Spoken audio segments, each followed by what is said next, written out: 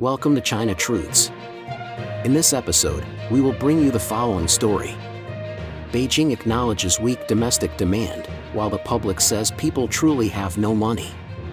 Now, let's dive into the details. It's all covered in today's China Truths.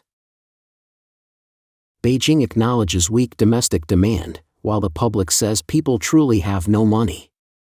Amid an economic downturn in China and persistently weak domestic demand, even China's state media has acknowledged that the economy faces four significant challenges, including lackluster domestic demand. Many voices among the Chinese public assert that people genuinely have no money. On November 11, China's official newspaper, People's Daily, published a commentary acknowledging four major challenges facing the current Chinese economy: increasing pressures to stabilize foreign trade and investments, weak domestic demand with limited consumer spending ability and intent, difficulties in stabilizing investments, with private investments needing further stimulation, and business challenges, including sluggish sales, declining profits, and weakened market expectations. Additionally, many areas face financial risks, with some locales struggling with debt restructuring and grassroots financial constraints. Employment pressure is rising for university graduates and other young groups, while urban residents' income growth is slowing. In October, China's CPI rose by 0.3% year-on-year, down from 0.4% in September, marking the lowest level since June and below the 0.4% rise predicted by Reuters. Excluding volatile food and fuel prices, core inflation rose by 0.2% in October. Despite the government's launch of a big policy package in late September to stimulate the economy, inflation remains close to zero, further indicating weak domestic demand. On social media, numerous netizens expressed that people now genuinely have no money, noting several typical phenomena. First, food retail struggles. Business in food shops is increasingly difficult. Shopping centers that were once bustling now resemble ghost towns, sometimes with more staff than customers. Notably, many stores are frequently listing prime retail spaces for sublease every 3 or 4 months. People's wallets are truly empty, and those with even a little money are holding on to it tightly, avoiding spending. Rising prices are outpacing wages, while housing and car loans add immense financial pressure. With e-commerce also growing, food retail faces particularly tough times. Second, young people not having children. Many young people are not unwilling but simply unable to afford to have children. Children are often seen as money guzzlers, with costs spanning from diapers and formula to school district housing and tutoring classes, all of which require significant funds. Amidst pay cuts and a challenging job market, even basic survival is difficult, making the thought of having children daunting.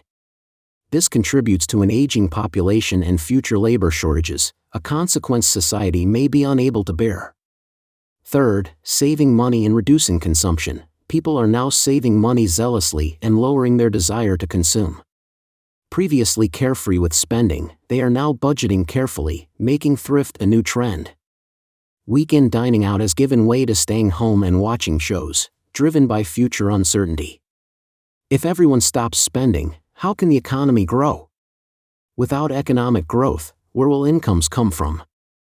And without incomes, what will people spend on? This is a very troubling vicious cycle. These phenomena reflect a range of issues, from social wealth disparity to structural economic imbalances, highlighting deep-rooted problems in China's economy. As ordinary people, it's crucial to bolster personal risk resilience because, in this country, the only reliable thing is oneself. The blogger Universe 10 recently remarked, "Where's the public's money gone?" He pointed out that most families, to buy a home, have drained lifelong savings, putting everything into the real estate market, even using grandparents' pensions to cover down payments. Yet, many cities are now dotted with unfinished developments comprising over 100 buildings, tying up large amounts of capital. Many developers are heavily indebted, with vast sums bound in real estate, leaving these homeowners effectively penniless, their funds entirely locked up in property.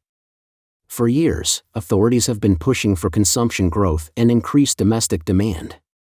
Why hasn't it materialized? The key is that people's money is tied up in real estate. Some say real estate is the biggest black hand, which seems to hold some truth. He continued, there are also many vacant developments that remain unsold. Meanwhile, people who bought homes often cannot receive them. Mortgage defaults, and even collective defaults, are becoming more frequent. This is not an abstract idea, it is a real social issue. Properties in large cities can cost millions, even tens of millions, while in smaller cities, they may cost hundreds of thousands.